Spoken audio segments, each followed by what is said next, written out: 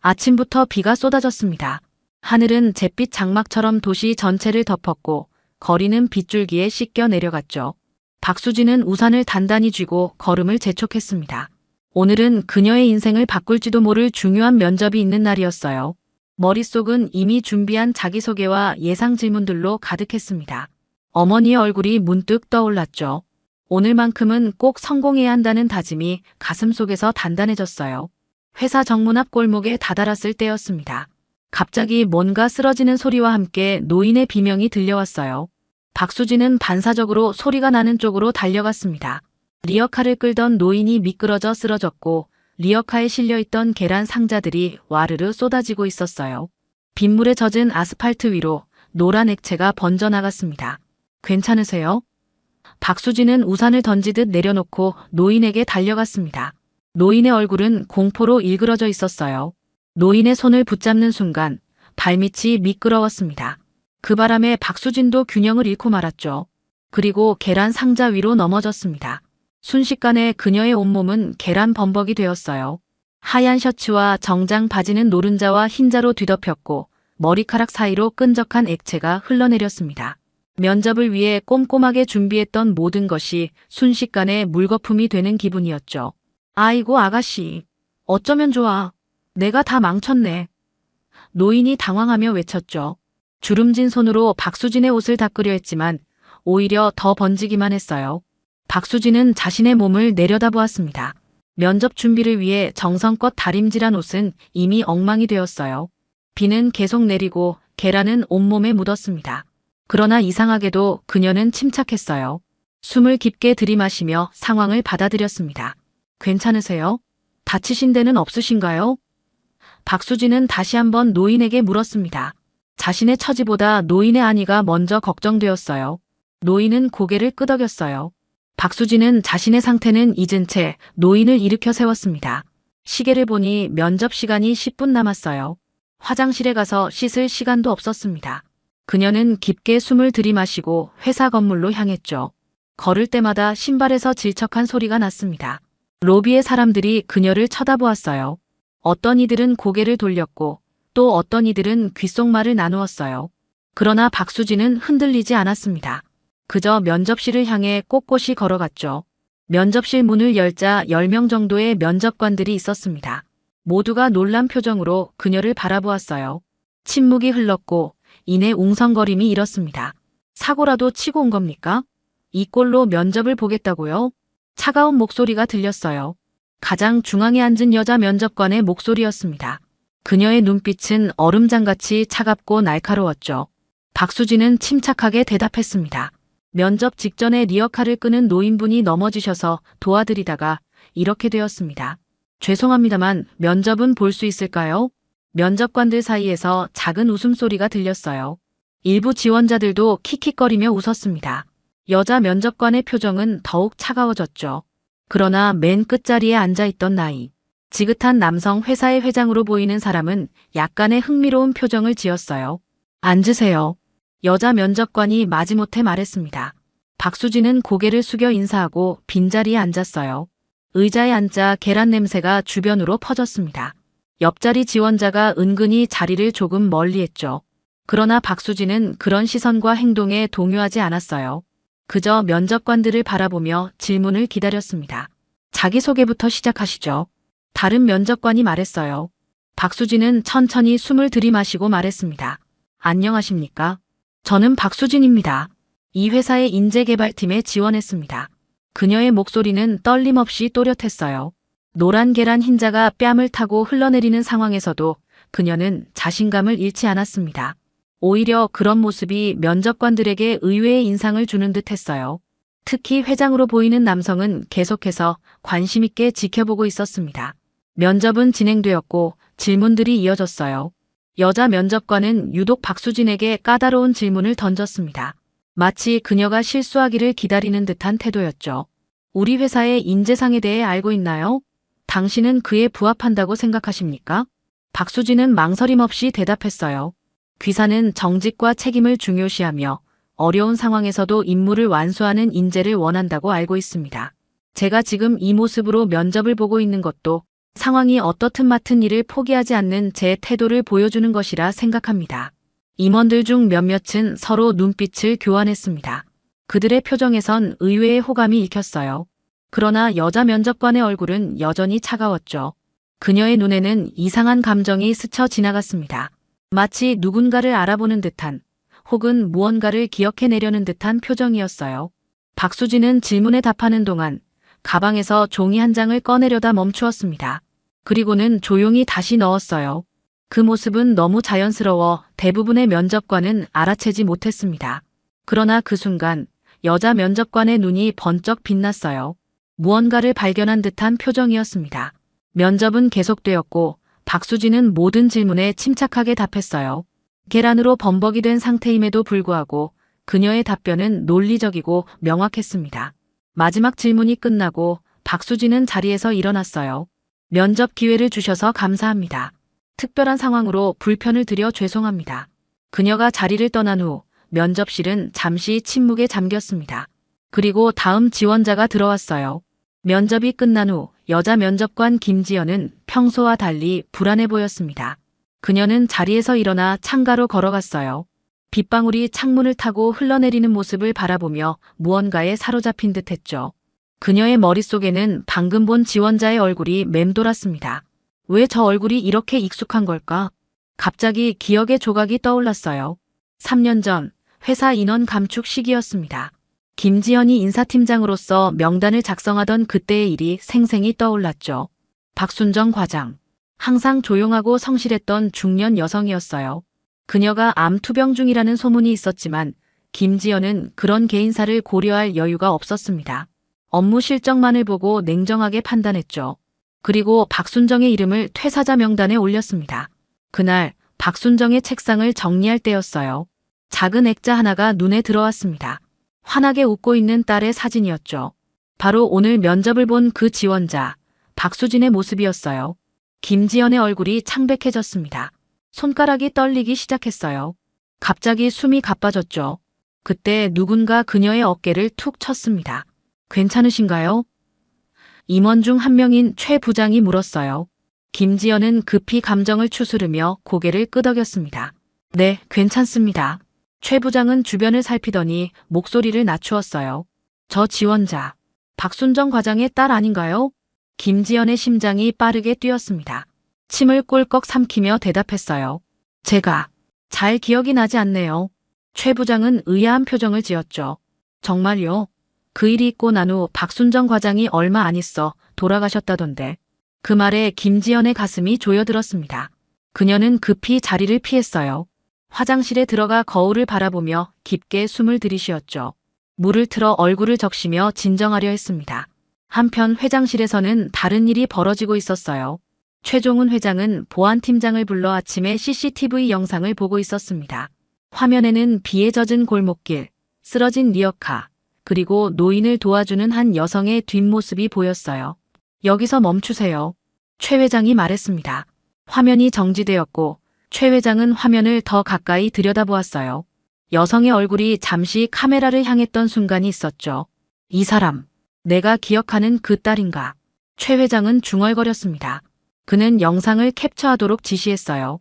그리고 책상 위 서류들을 뒤적이다가 오래된 인사 기록 하나를 꺼냈죠. 박순정 과장의 파일이었습니다. 거기에는 가족사항이 기재되어 있었고 딸의 이름이 박수진이라고 적혀 있었어요. 최 회장은 조용히 파일을 덮었습니다. 그리고 비서에게 지시했어요. 오늘 면접 기록을 전부 가져오게. 특히 계란을 뒤집어 쓴 지원자의 평가를 중점적으로 보고 싶네. 비서가 나간 후 최 회장은 창밖을 바라보며 생각에 잠겼습니다. 그의 눈에는 이상한 결의가 담겨 있었어요. 그리고 최 회장이 다시 말했습니다. 그 지원자가 가방에서 꺼내려다 넣은 종이. 그것도 알아보게. 그날 저녁 모든 면접이 끝났습니다. 면접관들은 하나둘 퇴장했고 마지막으로 김지연과 최 회장만이 남았어요. 김지연은 서류를 정리하며 서둘러 자리를 뜨려 했습니다. 그때 최 회장의 목소리가 그녀를 멈춰 세웠죠. 잠깐만요, 김 부장. 김지연은 문 앞에 서서 천천히 고개를 돌렸어요. 최 회장의 눈빛이 날카로웠습니다. 방 안의 공기가 무거워진 것 같았죠. 오늘 면접 본 지원자 중에 최 회장이 천천히 말을 이었습니다. 계란을 뒤집어 쓴 그 지원자 말이에요. 김지연의 손에 쥐고 있던 서류철이 미세하게 떨렸어요. 그녀는 침착함을 유지하려 애썼습니다. 네, 무슨 일이신가요? 그 아이, 박순정 과장 딸 맞지요? 김지연의 얼굴에서 혈색이 빠져나갔습니다. 그녀는 입술을 살짝 깨물었어요. 제가 기억이. 최 회장은 자리에서 일어나 천천히 김지연에게 다가왔습니다.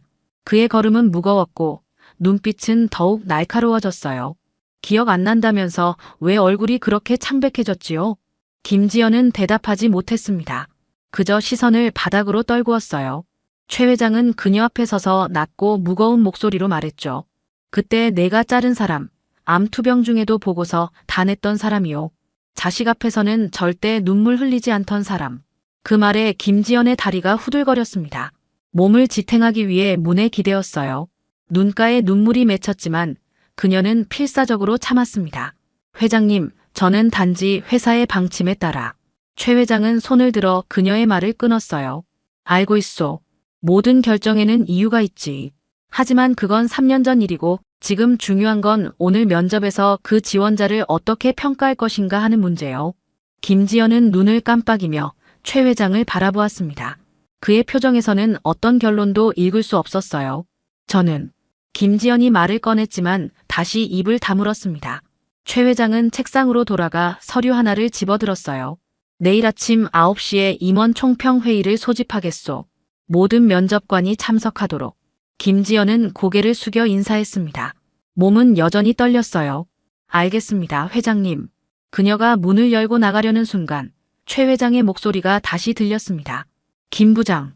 김지연은 걸음을 멈추었어요. 네, 회장님. 인사는 사람의 일이요. 숫자나 서류만으로는 알 수 없는 게 많지. 김지연은 아무 대답도 하지 못했습니다.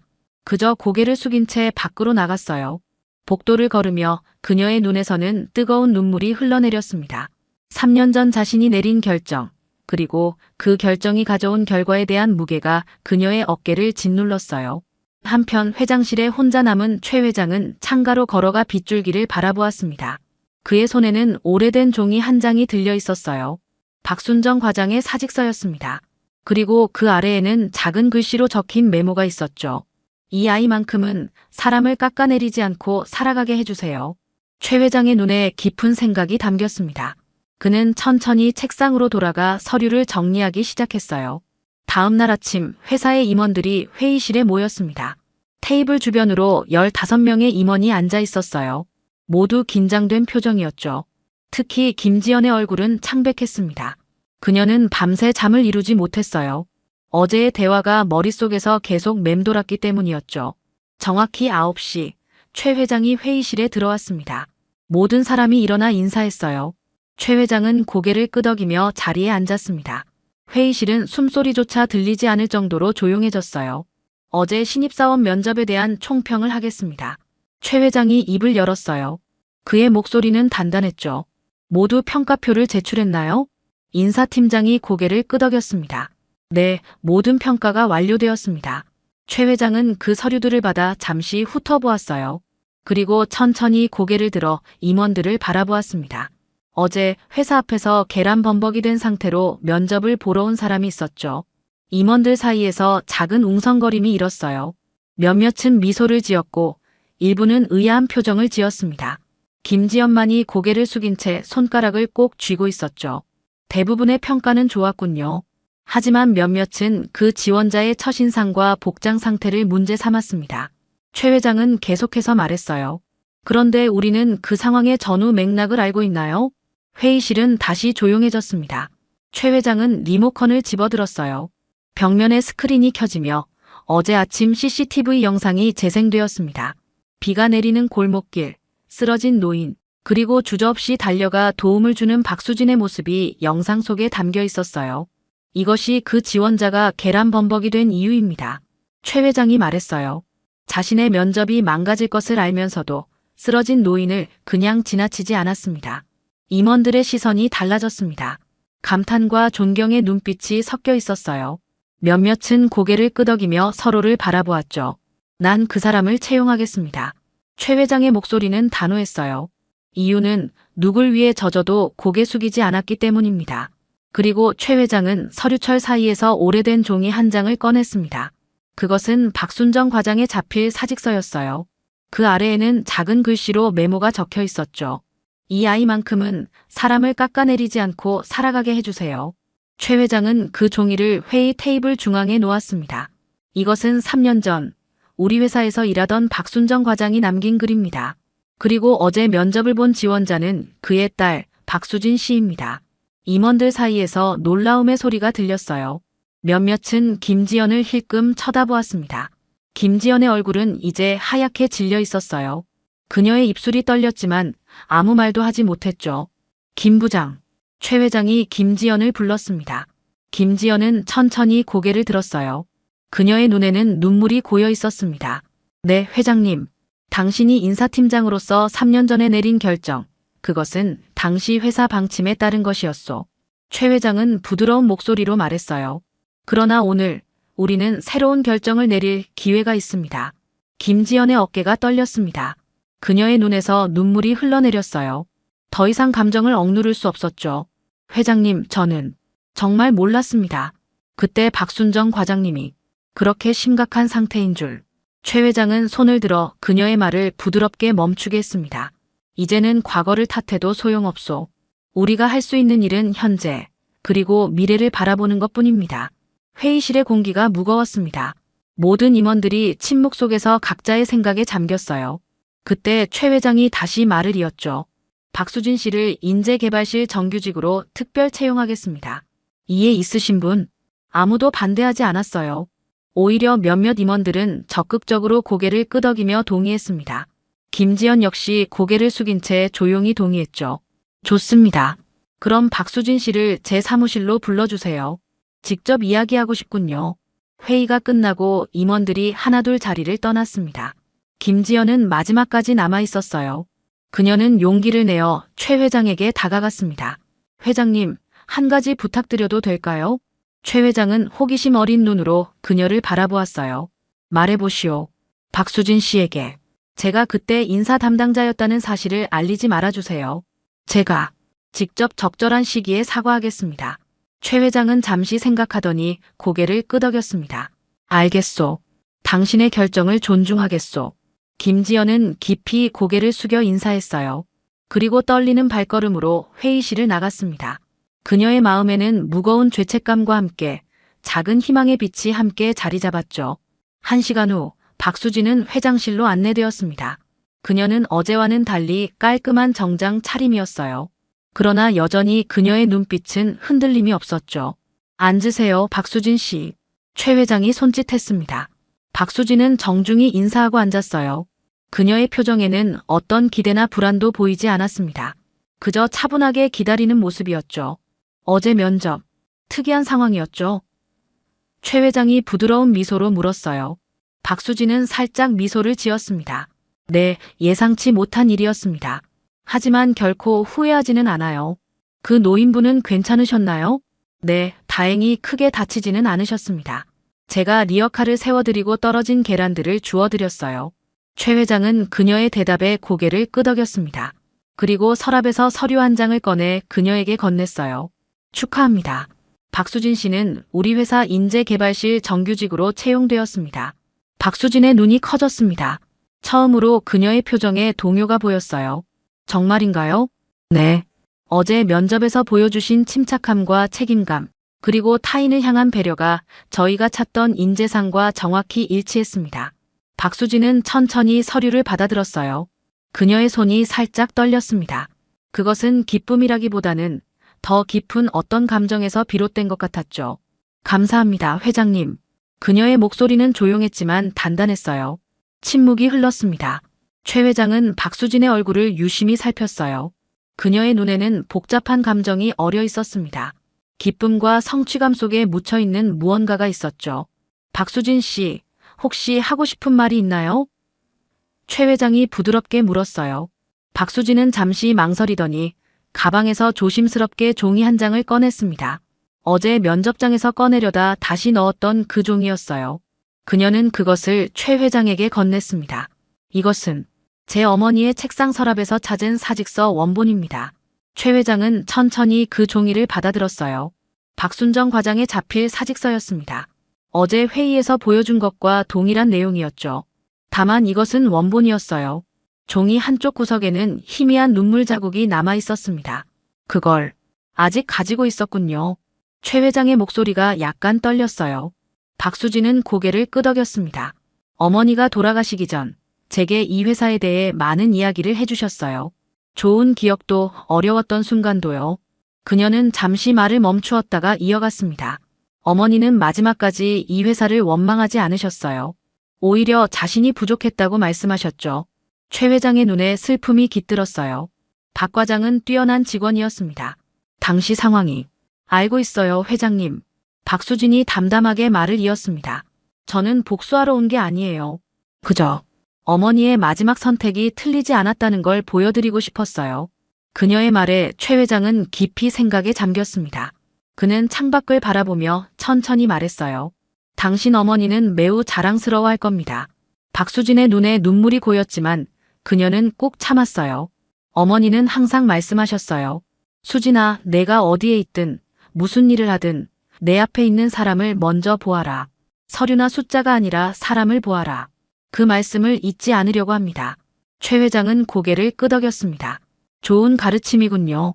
우리 회사에 꼭 필요한 가치이기도 하고요. 두 사람 사이에 의미 있는 침묵이 흘렀어요. 그것은 불편한 침묵이 아니라 서로의 마음을 이해하는 데 필요한 시간이었습니다. 박수진 씨, 한 가지 더 묻고 싶은 게 있습니다. 최 회장이 다시 입을 열었어요. 왜 다른 회사가 아닌 이곳에 지원했나요? 어머니의 기억이 있는 이곳은 쉬운 선택이 아니었을 텐데요.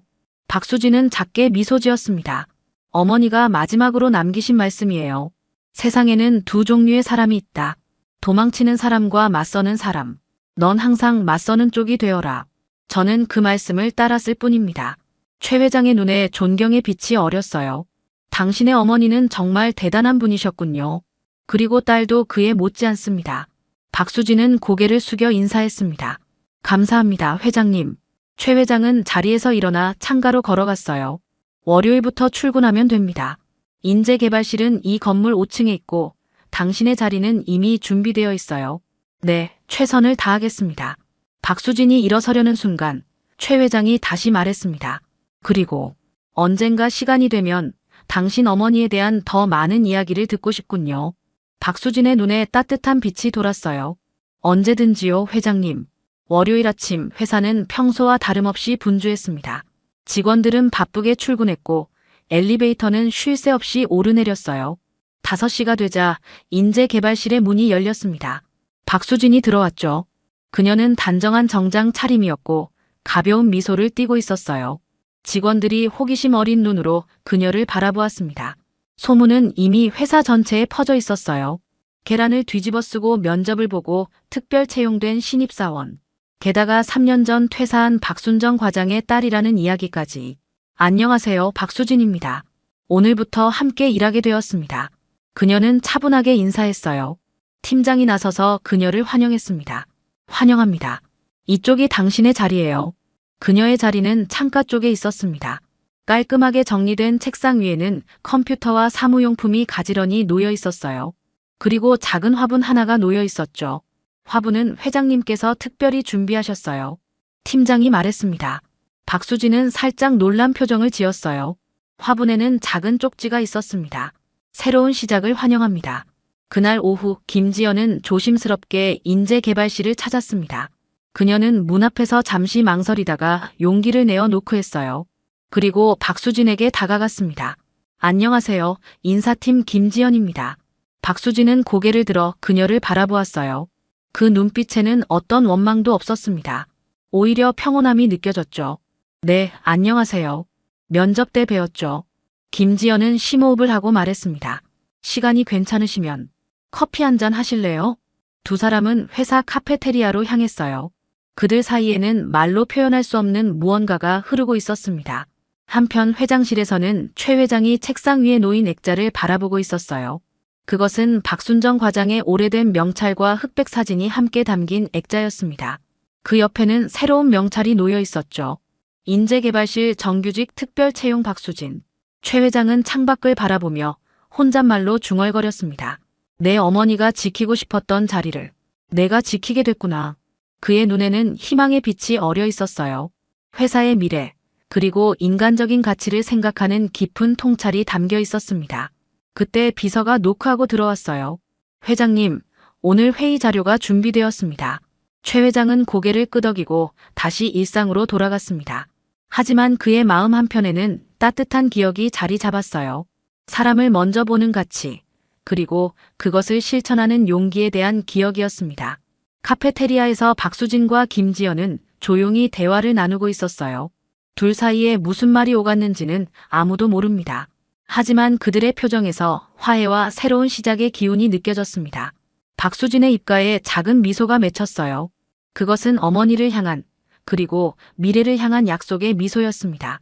오후 2시 강남의 한 유명 백화점 명품관에는 평소보다 화사한 분위기가 감돌고 있었습니다. 정윤숙은 검은색 샤넬 재킷을 단정히 차려입고 예비 며느리 김세린의 팔짱을 살짝 끼며 걸음을 옮겼죠. 60대 중반의 윤숙은 아들의 결혼을 앞두고 마음이 들뜬 상태였습니다. 오늘은 특별한 날이었거든요. 바로 며칠 뒤면 아들 준호와 결혼할 예비 며느리에게 줄 선물을 고르러 온 것이었습니다. 세린아, 오늘은 내가 마음에 드는 걸로 골라보자꾸나. 윤숙의 목소리에는 진심 어린 애정이 묻어났습니다. 30살의 세린은 깔끔한 베이지색 원피스를 입고 윤숙 옆에서 조심스레 걸음을 맞췄죠. 그녀의 얼굴에는 수줍은 미소가 피어올랐습니다. 세린은 평소 화장을 진하게 하지 않는 편이었는데 오늘은 특별히 연한 핑크 립스틱을 발랐습니다. 윤숙과 함께 나온 자리를 소중히 생각한다는 마음이 그대로 드러났죠. 어머님, 너무 부담스러워요. 이미 충분히 잘해주시는데 뭘 그런 소리를 하니? 우리 준호 신부가 될 아이인데 당연한 거 아니겠어? 윤숙은 세린의 손을 꼭 잡으며 따뜻하게 웃었습니다. 사실 윤숙은 처음 세린을 만났을 때부터 이 아이가 마음에 들었어요. 예의 바르고 착한 성격에 무엇보다 아들을 진심으로 사랑하는 것이 눈에 보였거든요. 게다가 세린은 윤숙에게 항상 깍듯하게 대했고 때로는 어린아이처럼 애교도 부렸습니다. 두 사람은 에르메스 매장 앞에 멈춰 섰습니다. 진열장 안에 화려한 가방들이 조명을 받아 반짝이고 있었죠. 윤숙은 세린의 손을 잡으며 매장 안으로 들어갔습니다. 매장 내부는 고급스러운 오렌지색 톤으로 꾸며져 있었고 은은한 향수 냄새가 코끝을 스쳤습니다. 어서 오세요. 매장 직원이 공손히 인사를 건넸습니다. 윤숙은 능숙하게 여러 가방들을 살펴보며 세린에게 의견을 물었죠. 오랜 세월 명품을 다뤄온 윤숙의 안목은 예사롭지 않았습니다. 이건 어때? 내 나이에 너무 무겁나? 아니에요. 정말 예뻐요. 그런데 가격은 신경 쓰지 마. 오늘은 특별한 날이니까. 세린은 윤숙의 배려에 감동한 듯 눈가가 촉촉해졌습니다. 그녀는 정성스럽게 여러 가방을 들어보며 윤숙의 눈치를 살폈죠. 두 사람의 모습은 마치 진짜 모녀처럼 자연스러웠습니다. 주변에서 쇼핑하던 다른 고객들도 미소를 지으며 바라볼 정도였어요. 세린은 여러 가방을 번갈아가며 시착해보고 있었습니다. 거울 앞에서 이 가방 저 가방을 어깨에 메어보며 윤숙의 반응을 살피는 모습이 사랑스러웠죠. 윤숙은 의자에 앉아 흐뭇한 표정으로 그 모습을 지켜보고 있었습니다. 갑자기 매장 직원이 조심스럽게 윤숙에게 다가왔어요. 30대 중반으로 보이는 여성 직원이었는데 얼굴에는 묘한 긴장감이 서려 있었습니다. 죄송합니다. 잠깐만요. 직원은 주변을 살피며 윤숙에게 속삭였습니다. 윤숙은 고개를 갸웃하며 직원을 바라보았죠. 네, 무슨 일이세요? 이런 말씀드려 죄송하지만 꼭 읽어보셔야 할 것 같아서요. 직원은 손에 작은 쪽지를 들고 있었습니다. 하얀 종이를 작게 접은 것이었는데 직원의 손이 미세하게 떨리고 있었어요. 윤숙은 의아한 표정을 지으며 쪽지를 받아들었습니다. 이게 뭔가요? 그냥 읽어보세요. 정말 중요한 내용이에요. 직원은 다시 한번 주변을 둘러보며 세린이 다른 가방을 보고 있는 것을 확인했습니다. 그리고는 윤숙에게 작은 목소리로 말했죠. 혹시 따님이 계시나요? 고등학교 다니는. 아, 우리 딸은 이미 졸업했어요. 지금은 직장을 다니고 있고요. 윤숙의 대답에 직원의 얼굴이 더욱 심각해졌습니다. 직원은 입술을 깨물며 잠시 망설이더니 결국 입을 열었어요. 그럼 더욱 읽어보셔야 할 것 같아요. 정말 죄송합니다. 윤숙은 점점 더 궁금해졌습니다. 대체 무슨 내용이길래 이 직원이 이렇게까지 심각한 표정을 짓는 걸까요? 윤숙은 조심스럽게 쪽지를 펼쳐보았습니다. 쪽지에는 단 한 줄이 적혀 있었습니다. 검은 볼펜으로 또박또박 쓰인 글씨였는데 읽는 순간 윤숙의 얼굴이 하얗게 변했어요. 이 여자는 고등학생 때 따님을 죽음 직전까지 몰았던 학교폭력 가해자입니다. 윤숙은 쪽지를 읽고 또 읽었습니다. 글자 하나하나가 눈에 들어오지 않았어요. 손이 부들부들 떨리기 시작했고 심장이 빠르게 뛰었습니다. 직원은 윤숙의 반응을 보며 안타까운 표정을 지었죠. 한편 세리는 여전히 거울 앞에서 가방을 시착하고 있었습니다. 그녀는 전혀 눈치채지 못한 채 환한 미소를 지으며 윤숙을 향해 손을 흔들었어요. 윤숙의 손에서 쪽지가 바스락거렸습니다. 그 소리가 유독 크게 들렸어요. 매장 안의 모든 소음이 멀어지고 오직 자신의 심장 소리만 귓가에 울렸습니다. 윤숙은 쪽지를 다시 한번 읽어보았죠. 글자가 흔들려 보였지만 내용은 분명했습니다. 은채, 우리 은채를.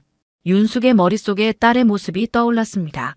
고등학교 2학년 때의 은채, 그때까지만 해도 밝고 활발했던 딸이었죠. 그런데 어느 날부터 은채는 변하기 시작했어요. 말수가 줄어들고 학교 가기를 싫어했습니다. 밤마다 악몽에 시달렸고 식욕도 잃었죠. 어머님, 괜찮으세요? 세린의 목소리가 멀리서 들려왔습니다. 윤숙은 고개를 들어 세린을 바라보았어요. 지금까지 예쁘고 순수해 보였던 세린의 얼굴이 갑자기 낯설게 느껴졌습니다. 정말 이 아이가 은채를 괴롭혔던 그 아이일까요? 아니야, 괜찮아. 윤숙은 겨우 목소리를 짜냈습니다. 하지만 그녀의 얼굴은 이미 창백해져 있었어요. 직원은 걱정스러운 눈빛으로 윤숙을 지켜보고 있었습니다. 윤숙의 기억이 거슬러 올라갔습니다. 은채가 고등학교 3학년이 되던 해봄, 딸은 결국 극단적인 선택을 시도했어요. 다행히 발견이 빨라 목숨을 건질 수 있었지만 그 후 은채는 긴 시간 정신병원에 입원해야 했습니다. 3년이라는 긴 시간 동안 윤숙은 딸의 병실을 지켰죠. 엄마, 나는 왜 살아야 해요? 나는 왜 이렇게 힘들어야 해요? 병상에 누워 앙상하게 마른 은채가 했던 말이 생생히 기억났습니다. 윤숙은 그때마다 딸을 꼭 안아주며 울었어요. 도대체 누가 우리 딸을 이렇게 만들었는지, 무슨 일이 있었는지 알고 싶었지만 은채는 끝내 말하지 않았습니다. 어머님, 정말 괜찮으세요? 얼굴이 너무 하얗게 됐어요. 세린이 다가와 윤숙의 팔을 붙잡았습니다. 그 순간 윤숙은 몸을 움찔했어요. 세린의 손길이 갑자기 무겁게 느껴졌습니다. 어머님, 잠깐만. 화장실 좀 다녀올게. 윤숙은 자리에서 벌떡 일어났습니다. 다리에 힘이 빠져 비틀거릴 뻔했지만 간신히 균형을 잡았어요. 세린은 의아한 표정으로 윤숙을 바라보았습니다. 제가 함께 가요. 아니야, 혼자 갈 수 있어. 윤숙은 쪽지를 주머니에 꽁꽁 숨기고 화장실로 향했습니다. 걸음걸이가 어색했지만 어떻게든 화장실까지 도착했어요. 거울 앞에 선 윤숙의 모습은 처참했습니다. 얼굴은 하얗게 질려 있고 손은 계속 떨리고 있었죠. 윤숙은 찬물로 얼굴을 씻으며 진정하려 애썼습니다. 하지만 머릿속은 온통 은채 생각뿐이었어요. 지금은 작은 출판사에서 조용히 일하며 평범한 일상을 되찾은 은채. 그 아이가 이 사실을 알게 되면 어떻게 될까요? 아직 확실하지 않아. 혹시 다른 사람일 수도 있고. 윤숙은 스스로를 달래려 했지만 마음 한편으로는 이미 확신하고 있었습니다. 윤숙은 화장실에서 나와 매장으로 돌아왔습니다. 세린은 여전히 가방을 들고 거울 앞에 서 있었어요. 그 모습이 이전과는 완전히 다르게 보였습니다. 윤숙은 깊게 숨을 들이쉬며 마음을 다잡았죠. 세린아. 네, 어머님. 우리 잠깐 카페에 가서 차나 한잔 할까? 갑자기 목이 말라서. 세린은 고개를 끄덕였습니다. 사실 그녀도 윤숙의 이상한 기색을 눈치채고 있었어요. 아까부터 어머님의 표정이 많이 어두워졌거든요. 두 사람은 백화점 11층 카페로 향했습니다. 평일 오후라 그런지 사람이 많지 않았어요. 윤숙은 구석진 자리를 골라 앉았습니다. 최대한 조용한 곳에서 이야기하고 싶었거든요. 아메리카노 2잔 주세요. 윤숙이 주문을 마치고 세린과 마주 앉았습니다. 세린은 여전히 밝은 표정을 지으려 애쓰고 있었지만 윤숙의 시선이 예전과 다르다는 것을 느끼고 있었어요. 어머님, 혹시 제가 뭔가 잘못했나요? 아니야, 잘못한 건 없어. 윤숙은 커피를 한 모금 마시며 말을 이었습니다. 목소리가 떨리지 않도록 조심스럽게 말했어요. 세린아, 혹시 고등학교 때 이야기 좀 들어볼 수 있을까? 고등학교요? 세린의 얼굴에 미묘한 변화가 스쳤습니다. 아주 잠깐이었지만 윤숙은 그것을 놓치지 않았어요. 어느 학교 다녔니? 강서여고 다녔어요. 어머님도 아시잖아요. 그래, 맞다. 그런데 혹시 그때 친구들이랑 사이는 어땠어? 세린은 잠시 머뭇거렸습니다. 윤숙의 질문이 왜 이렇게 구체적인지 이상했어요. 하지만 아직까지는 별다른 의심을 하지 않았습니다. 그냥 평범했어요. 특별히 친한 친구도 없었고, 그렇다고 사이가 나쁜 친구도 없었고요. 정말? 윤숙은 세린의 눈을 똑바로 바라보며 물었습니다. 세린은 그 시선을 피하려 했지만 윤숙이 계속 응시하자 어쩔 수 없이 눈을 마주쳤어요. 세린아, 혹시 은채라는 친구 기억나니? 그 순간 세린의 얼굴이 순식간에 굳어졌습니다. 손에 들고 있던 커피컵이 살짝 흔들렸어요. 윤숙은 그 반응만으로도 충분히 확신할 수 있었습니다. 은채요? 응, 정은채. 너희 반 친구였을 텐데. 세린은 잠시 침묵했습니다. 머릿속이 복잡해졌어요. 도대체 어머님이 어떻게 그 이름을 알고 계시는 걸까요? 혹시 뭔가 알아채신 건 아닐까요? 아, 그냥 같은 반이었어요. 별로 친하지는 않았는데. 정말. 윤숙의 목소리가 차갑게 식었습니다. 세린은 그제야 상황이 심상치 않다는 것을 깨달았어요. 어머님, 혹시 무슨... 세린아, 엄마한테 거짓말하는 거니? 윤숙이 드디어 직접적으로 물었습니다. 세린은 당황한 표정으로 윤숙을 바라보았어요. 더 이상 모른 척할 수 없다는 것을 직감했습니다. 어머님, 혹시 알고 계신 거예요? 세린의 목소리가 떨렸습니다. 윤숙은 주머니에서 쪽지를 꺼내 테이블 위에 놓았어요. 이게 뭔지 아니? 세린은 쪽지를 보자마자 얼굴이 하얗게 질렸습니다. 그리고는 갑자기 자리에서 일어나 윤숙 앞에 무릎을 꿇었어요. 죄송해요. 정말 죄송해요. 카페 안에 다른 손님들이 놀라서 바라보기 시작했습니다. 윤숙은 당황하며 세린을 일으켜 세우려 했어요. 일어나, 사람들이 다 봐. 어머님, 용서해 주세요. 그때는 정말 철이 없었어요. 세린은 눈물을 흘리며 애원했습니다. 세린은 다시 자리에 앉았지만 눈물을 멈추지 못했습니다. 윤숙은 그 모습을 바라보며 복잡한 감정에 휩싸였어요. 한편으로는 이렇게 울며 후회하는 세린이 안쓰러웠지만 다른 한편으로는 딸 은채가 겪었던 고통이 떠올라 마음이 아팠습니다. 세린아, 정확히 어떤 일이 있었는지 말해봐. 윤숙의 목소리는 차분했지만 단호했습니다. 세린은 손수건으로 눈물을 닦으며 떨리는 목소리로 말하기 시작했어요. 그때는 정말 어렸어요. 은채가 공부를 너무 잘해서 선생님들이 항상 은채만 칭찬하셨거든요. 세린은 말을 이으며 과거를 회상했습니다. 고등학교 2학년 때 반에서 가장 공부를 잘하는 은채를 질투했던 기억이 생생했어요. 처음에는 그냥 시기심이었어요. 은채는 공부도 잘하고 선생님들한테도 사랑받고 저는 그런 게 부러웠어요. 그래서 친구들이랑 함께 은채를 따돌렸어요. 처음에는 말 안 걸기, 점심시간에 혼자 두기 그런 것부터 시작했는데 세린의 목소리가 점점 작아졌습니다. 윤숙은 주먹을 꽉 쥐며 들었어요. 딸이 왜 그렇게 힘들어했는지 이제야 알 것 같았습니다. 그게 다가 아니겠지. 윤숙의 추궁에 세린은 더욱 큰 소리로 울음을 터뜨렸습니다. 주변 사람들의 시선이 더욱 집중되었지만 윤숙은 신경 쓰지 않았어요. 은채 교과서에 낙서하고 급식비 숨기고 체육 시간에 일부러 공 3개 던지고 세린이 하나씩 털어놓을 때마다 윤숙의 얼굴은 더욱 어두워졌습니다. 그래서 은채가 학교 가기를 그렇게 싫어했던 거였군요. 그리고 온라인에서도 은채 욕을 했어요. 단체 채팅방 만들어서 은채 흉보고 가짜 소문도 퍼뜨리고 무슨 소문? 은채가 남자친구가 있다고 그런 식으로 윤숙은 참을 수 없는 분노를 느꼈습니다. 그 순수했던 딸이 그런 일들을 겪었다니. 은채가 왜 그렇게 변했는지, 왜 밤마다 악몽에 시달렸는지 이제야 이해할 수 있었어요. 그런데 어떻게 우리 준호를 만나게 된 거야? 세린은 잠시 머뭇거렸습니다. 이 부분이 가장 말하기 어려웠어요. 준호 오빠를 만난 건 우연이었어요. 회사 업무 때문에 만났는데 오빠가 먼저 연락처를 물어보셨어요. 그런데 왜 은채 이야기는 안 했어? 처음에는 그냥 같은 이름인 줄 알았어요. 설마 그 은채일 줄은. 세린의 변명이 이어졌지만 윤숙은 더 이상 듣고 싶지 않았습니다. 설령 처음에는 몰랐다 하더라도 언젠가는 알았을 텐데 왜 말하지 않았을까요? 언제부터 알았어? 준호 오빠가 여동생 이야기를 했을 때요. 은채가 힘든 시기를 보냈다고, 학교 폭력 때문에 아팠다고. 윤숙은 더 이상 참을 수 없었습니다. 세린이 진실을 알고도 모른 척했다는 사실이 더욱 충격적이었어요. 그러면서도 계속 우리 가족과 지내온 거야? 죄송해요. 정말 죄송해요. 하지만 준호 오빠를 정말 사랑해요. 결혼만은 깨지지 않았으면 좋겠어요. 세린은 윤숙의 손을 잡으며 간절히 애원했습니다.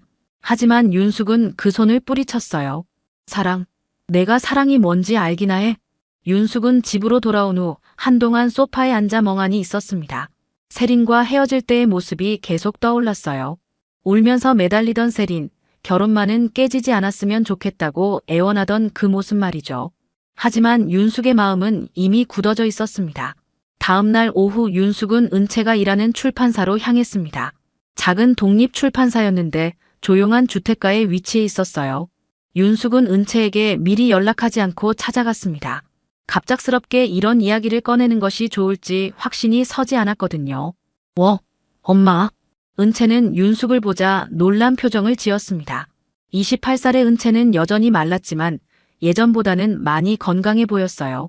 단정한 검은색 블라우스를 입고 안경을 쓴 모습이 차분해 보였습니다. 은채야, 갑자기 와서 미안해. 시간 있니? 네, 오늘은 일찍 끝나요. 근처 카페로 갈까요? 두 모녀는 출판사 근처의 작은 카페로 향했습니다. 은채는 평소처럼 조용했지만 윤숙의 표정이 심상치 않다는 것을 눈치채고 있었어요. 엄마, 무슨 일 있어요? 윤숙은 은채의 얼굴을 자세히 살펴보았습니다. 몇 년 전까지만 해도 항상 불안해하고 무서워하던 딸이었는데 지금은 많이 안정되어 보였어요. 과연 이런 이야기를 꺼내도 될까요? 은채야, 엄마가 너한테 물어볼 게 있어. 네, 말씀하세요. 은채는 차분하게 대답했지만 마음 한편으로는 긴장하고 있었습니다. 엄마가 이렇게 심각한 표정을 지을 때는 보통 중요한 일이 있을 때였거든요. 오빠 결혼 이야기 말이야. 준호 오빠요? 세린 언니랑요? 은채는 고개를 끄덕였습니다. 사실 은채는 세린을 몇 번 만나봤지만 특별한 감정은 없었어요. 그냥 오빠의 예비 신부 정도로만 생각했습니다. 혹시 그 아이에 대해서 뭔가 알고 있는 거 있니? 윤숙의 질문에 은채는 고개를 갸웃했습니다. 무슨 의미인지 이해하지 못하겠다는 표정이었어요. 세린 언니요? 별로 모르는데요. 몇 번 만나봤지만 그냥 예의 바른 분 같았어요. 윤숙은 잠시 망설였습니다. 정말 이런 이야기를 해도 될까요? 은채가 다시 힘들어하지 않을까요? 은채야, 혹시 고등학교 때 너를 괴롭혔던 애들 이름 기억나니? 그 순간 은채의 얼굴이 굳어졌습니다. 오랫동안 묻어두고 싶었던 기억들이 갑자기 떠올랐어요. 은채는 잠시 침묵했습니다. 엄마, 갑자기 왜 그런 이야기를? 대답만 해줘. 기억나니? 은채는 고개를 끄덕였습니다. 아무리 잊으려 해도 잊을 수 없는 이름들이었어요. 김세린, 박지영, 이수민. 은채가 첫 번째로 말한 이름을 듣는 순간 윤숙의 마음이 철렁 내려앉았습니다. 역시 맞았어요. 은채야. 윤숙은 조심스럽게 말을 이었습니다. 딸이 놀라지 않도록 최대한 차분하게 말하려 애썼어요. 그 김세린이라는 아이가 오빠 신부야. 은채는 처음에 윤숙의 말을 이해하지 못했습니다. 몇 초간 멍하니 있다가 천천히 고개를 들어 윤숙을 바라보았어요. 엄마, 농담이시죠? 아니야. 정말이야. 은채의 얼굴에서 모든 표정이 사라졌습니다. 마치 시간이 멈춘 것처럼 조용했어요. 윤숙은 딸의 반응이 무서웠습니다. 은채야, 괜찮니? 은채는 한참 동안 아무 말도 하지 않았습니다. 그리고는 천천히 눈을 감았어요. 엄마, 응, 내가 버틸 수 있을 것 같아 보여요? 은채의 목소리는 너무나 조용했습니다. 하지만 그 안에 담긴 고통은 윤숙의 가슴을 찔렀어요. 그날 밤 윤숙은 잠을 이루지 못했습니다. 은채의 마지막 말이 계속 귓가에 맴돌았어요. 내가 버틸 수 있을 것 같아 보여요? 그 조용하지만 절망적인 목소리를 잊을 수가 없었습니다. 윤숙은 침대에서 뒤척이며 어려운 결정을 내려야 한다는 것을 알고 있었어요. 다음 날 오전 윤숙은 아들 준호에게 전화를 걸었습니다. 준호야, 엄마야. 시간 있을 때 집에 좀 와줄래? 엄마, 무슨 일이세요? 목소리가 이상한데요. 그냥 중요한 이야기가 있어서 그래. 준호는 점심시간에 집으로 왔습니다. 32살의 준호는 대기업에서 과장으로 일하고 있었는데 평소보다 일찍 자리를 비운 것이 걱정스러웠어요. 엄마, 무슨 일이에요? 얼굴이 많이 안 좋아 보이는데요. 윤숙은 소파에 앉아 준호를 바라보았습니다. 어떻게 시작해야 할지 막막했어요. 아들의 행복을 위해서라면 무엇이든 해주고 싶었지만 이번만은 달랐습니다. 준호야, 엄마가 너한테 물어볼 게 있어. 네, 말씀하세요. 세린이에 대해서. 너는 정말 잘 알고 있는 거니? 준호는 고개를 갸웃했습니다. 갑자기 왜 세린 이야기를 꺼내는 걸까요? 당연하죠. 2년 넘게 만나왔는데요. 왜 갑자기 그런 질문을? 준호야, 세린이가 고등학교 때 뭘 했는지 알아? 윤숙의 질문에 준호는 더욱 의아해했습니다. 세린의 고등학교 시절이라니 왜 갑자기 그런 이야기를 하는 걸까요? 그냥 평범한 학창시절 보냈다고 했는데요. 특별한 건 없었다고. 정말? 윤숙은 깊은 한숨을 쉬었습니다. 역시 세린은 준호에게도 진실을 말하지 않았던 거예요. 준호야, 엄마가 너한테 충격적인 이야기를 할 텐데 마음의 준비를 해. 엄마, 도대체 무슨? 세린이는 고등학교 때 은채를 괴롭혔던 아이야. 준호는 처음에 엄마의 말을 이해하지 못했습니다. 몇 초간 멍하니 있다가 천천히 고개를 저었어요. 그럴 리가 없어요. 세린이는 그런 아이가 아니에요. 준호야, 엄마가 거짓말할 이유가 있겠니? 윤숙은 어제 있었던 일을 차근차근 설명했습니다. 명품관에서 받은 쪽지부터 세린과의 대화, 그리고 은채의 반응까지 모든 것을 말했어요. 준호는 점점 얼굴이 하얗게 변해갔습니다. 믿고 싶지 않았지만 엄마가 거짓말할 이유가 없다는 것을 알고 있었어요. 정말이에요? 응. 세린이도 인정했어. 준호는 소파에 주저앉았습니다. 지금까지 사랑해왔던 세린이 동생을 괴롭혔던 장본인이라니 믿을 수가 없었어요. 그런데 왜 말하지 않았을까요? 그래, 그게 문제지. 알고도 숨겼다는 게. 윤숙은 아들의 어깨에 손을 올렸습니다. 준호도 충격을 받았겠지만 이제 결정을 내려야 할 때였어요. 준호야, 엄마 마음 알지? 엄마, 그 아이랑 결혼하면 엄마는 너도 잃고 은채도 잃는다. 준호는 고개를 들어 엄마를 바라보았습니다. 윤숙의 눈에는 눈물이 고여 있었어요. 은채는 겨우 일상을 되찾았어. 그런데 그 아이가 가족이 되면 은채가 어떻게 되겠니? 준호는 아무 말도 할 수 없었습니다. 세린을 사랑하지만 동생과 가족을 포기할 수는 없었어요. 이틀 후 윤숙은 세린과 다시 만났습니다. 세린은 희망을 품고 있는 듯 했지만 윤숙의 표정을 보자 모든 것을 알 수 있었어요. 어머님, 세린아, 너의 눈물은 내 딸의 고통을 지울 수 없어. 윤숙의 목소리는 단호했습니다. 파혼이야. 파혼 소식을 전한 지 일주일이 지났습니다. 윤숙은 그동안 마음이 편치 않았어요. 아들 준호는 며칠간 아무 말도 하지 않았고 은채는 여전히 조용했습니다. 가족 모두가 상처를 입었지만 윤숙은 자신의 선택이 옳았다고 믿고 있었어요. 오늘은 그동안 미뤄두었던 일을 처리하러 나왔습니다. 바로 명품관 직원에게 감사 인사를 전하는 것이었죠. 만약 그 직원이 용기를 내어 쪽지를 건네지 않았다면 은채는 평생 고통받았을지도 모르거든요. 윤숙은 다시 그 백화점을 찾았습니다. 에르메스 매장에 들어서자 저번에 봤던 그 직원이 보였어요. 직원은 윤숙을 알아보고 조심스럽게 다가왔습니다. 어머님, 안녕하세요. 안녕하세요. 저번에 정말 고마웠어요. 윤숙은 진심을 담아 인사했습니다. 직원은 주변을 살피며 작은 목소리로 말했어요. 결정하셨나요? 네, 파혼했습니다. 직원의 얼굴에 안도의 표정이 스쳤습니다. 사실 그 직원도 그동안 마음이 무겁했거든요. 괜한 참견을 한 것은 아닌지, 남의 가정을 망친 것은 아닌지 계속 걱정했었어요. 잘하셨어요. 쉽지 않은 결정이셨을 텐데. 아니에요. 당연한 일이었어요. 윤숙은 직원의 손을 잡으며 다시 한번 감사를 표했습니다. 그런데 직원은 뭔가 더 할 말이 있는 듯 망설이고 있었어요. 혹시 더 할 말씀이 있으세요? 사실. 직원은 잠시 머뭇거리더니 결국 입을 열었습니다. 저도 그때 같은 반이었어요. 윤숙은 깜짝 놀랐습니다. 그런 줄은 전혀 몰랐어요. 정말요? 네, 강서여고 2학년 3반이었어요. 저는 박수진이에요. 박수진. 윤숙은 그 이름을 어디선가 들어본 것 같았어요. 혹시 은채가 말했던 친구 이름 중에 있었나요? 혹시 우리 은채와, 네, 은채와 친했어요. 그 애가 괴롭힘 당할 때 저도 옆에서 지켜봤거든요. 수진의 목소리가 낮아졌습니다. 과거의 기억이 떠오르는 것 같았어요. 그때 왜 도와주지 못했는지 지금도 후회해요. 저도 겁이 났거든요. 세린이와 그 무리들이 무서워서. 윤숙은 수진의 손을 더 꽉 잡았습니다. 그 시절 은채 곁에 있던 친구가 있었다는 사실만으로도 위로가 되었어요. 은채는 지금 어떻게 지내요? 많이 좋아졌어요. 출판사에서 일하고 있고 예전보다 훨씬 밝아졌어요. 다행이에요. 그때 정말 심각했거든요. 수지는 고등학교 시절을 회상하며 말했습니다. 은채가 얼마나 힘들어했는지, 세린과 그 무리들이 얼마나 잔혹했는지 생생히 기억하고 있었어요. 그 아이한테 상처받은 사람, 은채 씨뿐이 아니에요. 수진의 말에 윤숙은 고개를 끄덕였습니다. 학교 폭력의 피해자는 한 명이 아니라는 것을 알고 있었어요. 그래서 더욱 용기를 낼 수 있었어요. 그 애가 행복한 결혼을 한다는 게 너무 억울했거든요. 정말 고마워요. 당신이 아니었다면. 윤숙은 말을 잇지 못했습니다.